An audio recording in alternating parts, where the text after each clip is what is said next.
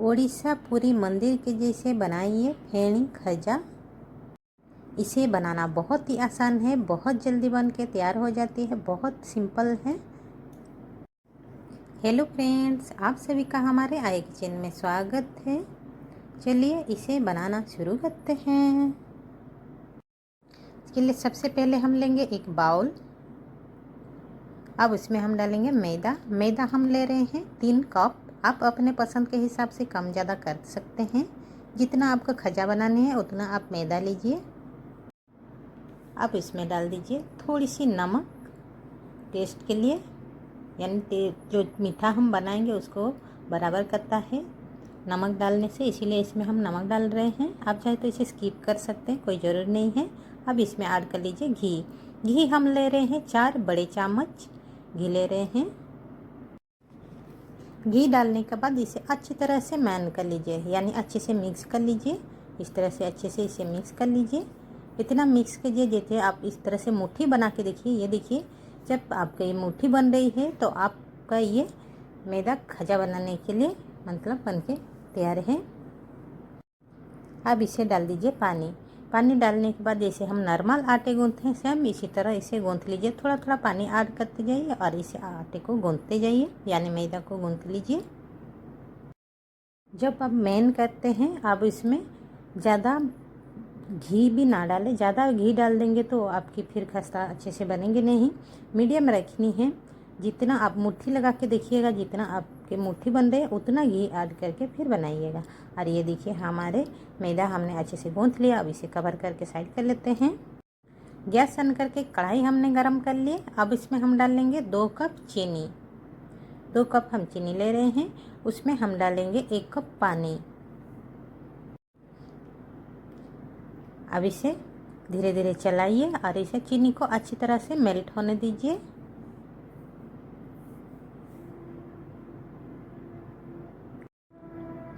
जैसे चीनी मेल्ट होने लगे अब इसमें ऐड कर लीजिए इलायची हमने 3-4 इलायची को हल्की दरदरा हमने इसमें कूट के डाले हैं। आप चाहे तो इलायची पाउडर आप इसमें ऐड कर सकते हैं। अगर आपको इलायची फ्लेवर पसंद नहीं है तो आप इसे स्किप कर सकते हैं। और ये देखिए इस तरह से छू के देखिएगा चटनी को, थोड़ी सी अगर चिपचिपाहटपन हो गई तब ये हमारी चटनी बन के तैयार हो गई है। अब इसे हम साइड करके रख लेते हैं। ये हमने दूसरी कढ़ाई हमने गरम कर लिया। अब इसमें हम डाल लेंगे तेल को गरम होने के लिए छोड़ देते हैं जब तक हमारा तेल गरम हो जाता है। चलिए हम थोड़ी सी क्रीम बना के तैयार कर लेते हैं। ये हमने लिया है एक बाउल। अब इसमें हम डाल लेंगे 3 चम्मच कॉर्नफ्लावर के बदले में आप चावल के आटे भी ले सकते हैं। अब उसमें डाल दीजिए घी हम पहले 2 चम्मच डाल के इसे हम अच्छे से मिक्स कर लेते हैं। अब इसमें थोड़ा थोड़ा घी डालते जाइएगा और इसे अच्छे से फेंटते रहिएगा, मतलब मिक्स करते रहिए, इस तरह से मिलाते रहिएगा जब तक ये जैसे क्रीम की तरह ना बन जाए। तब तक इसमें थोड़ी थोड़ी घी डालते रहिए और इसी तरह से इसे मिक्स करते रहिए। हमने 3 चम्मच कॉर्नफ्लावर में 4 चम्मच इसमें हम घी ऐड किए हैं। ये हो गई हमारे तैयार। ये हमने जो मैदा हमने गूँथा था उसे हम दोबारा निकाल के इसे हम दोबारा अच्छे से गूँथ लेते हैं। अब इसका लोइयाँ हम तैयार कर लेंगे। थोड़ी सी बड़ी बड़ी लोइयाँ इस तरह से बना के इसे हम तैयार कर लेते हैं। इसी तरह ये हमने 6 लोइयाँ बना के तैयार कर लिए। एक लोइयाँ लेते हैं। लोइयाँ लेके अब इसमें हम डाल लेंगे थोड़ी सी मैदा डालते इसे हम रोटी की तरह बना लेंगे, यानी बेल लेंगे। रोटी से थोड़ी बड़ी बनानी है। आप जितना बड़ा बना सकते हैं, आप अपने पसंद के हिसाब से इसे बड़े बना सकते हैं। जितना बढ़ाएंगे उतना अच्छा ही है, जितना बड़ा बनाएंगे। ये देखिए हमने इतने पतली होनी चाहिए, आपकी मोटे नहीं होनी चाहिए, पतली होनी चाहिए। और ये हमने बना के तैयार कर लिया। इसे एक प्लेट में रख लेते हैं। सेम उसी तरह और एक बना के हम दिखाते हैं। इसी तरह बस थोड़ी सी मैदा लीजिए, लोइयाँ लीजिए और इसे बेल लीजिए। सेम उसी तरह इसे बना लीजिए। और ये देखिए हमारे बन के तैयार हो गई है। इसी तरह हम सभी को बना के तैयार करते जाएंगे और इसी तरह एक प्लेट में रखते जाएंगे।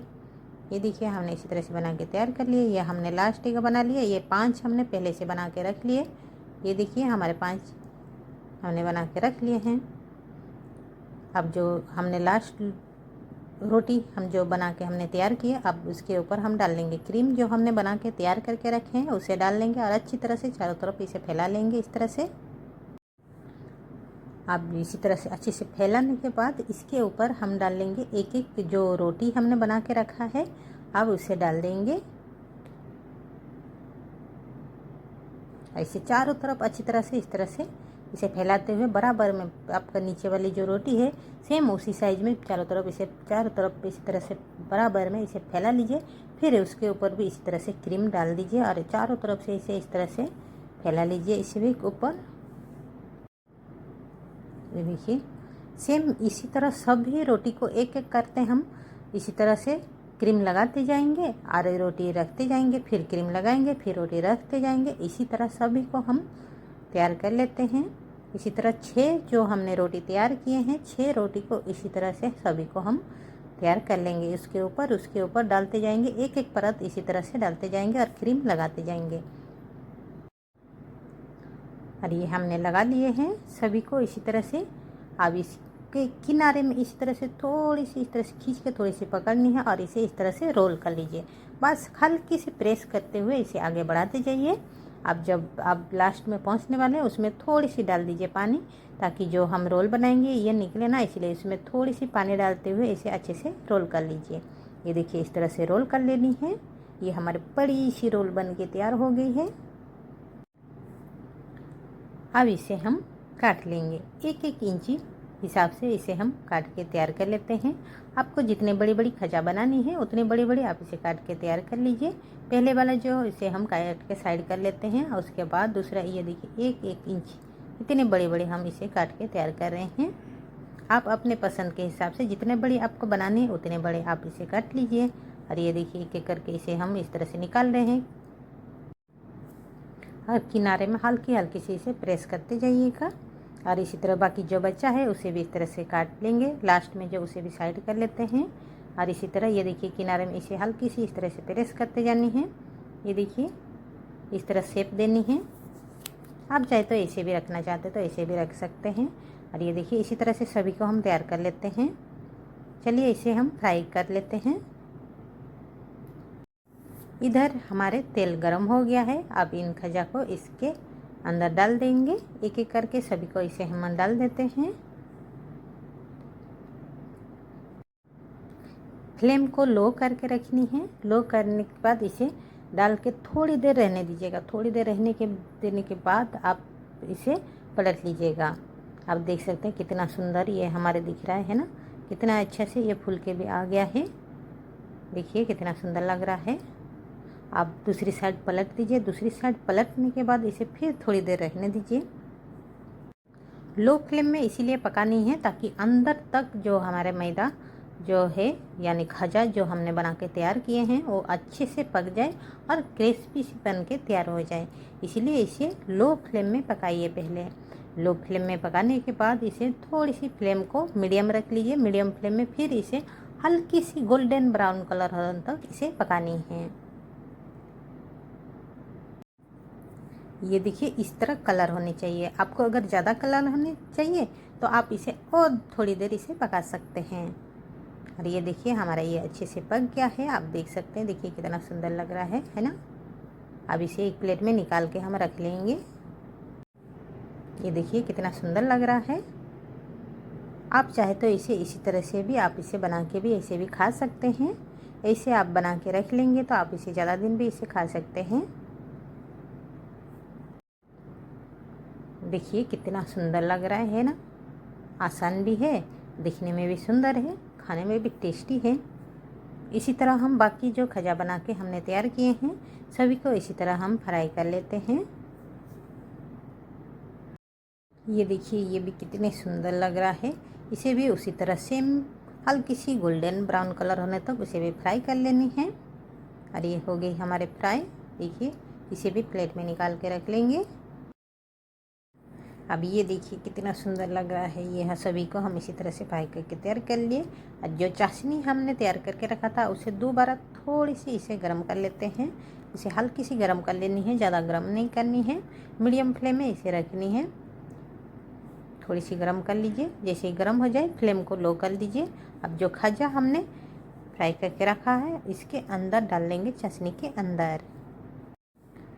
अब इन खाजे को चाशनी के अंदर झटपट डाल दीजिए।